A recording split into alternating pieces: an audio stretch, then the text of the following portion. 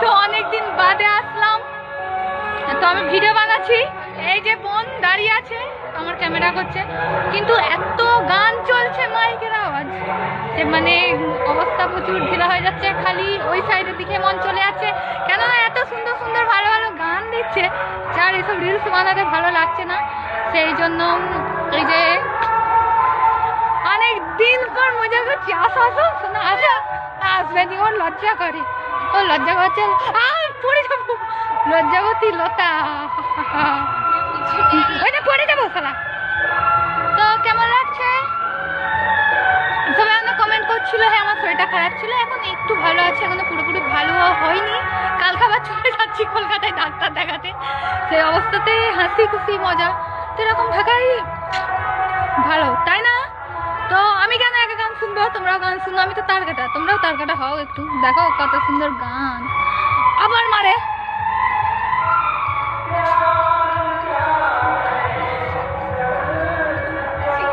আরে কি সুন্দর গান হচ্ছে বল।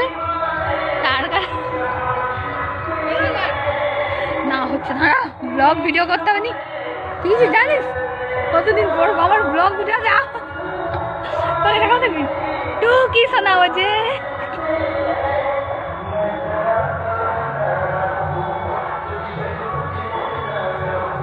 তোমরা এখানের ভিউটা দেখবে, দাঁড়াও কত সুন্দর।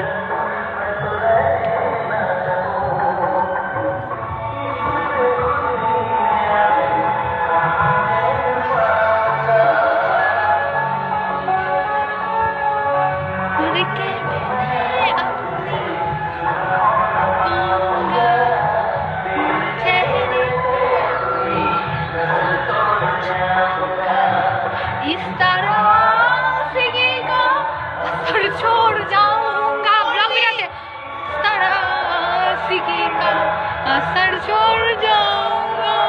आय भगवान আমার ব্রেকআপ হয়ে গেছে, না এত সুন্দর গান লিখেছি চেহারে पे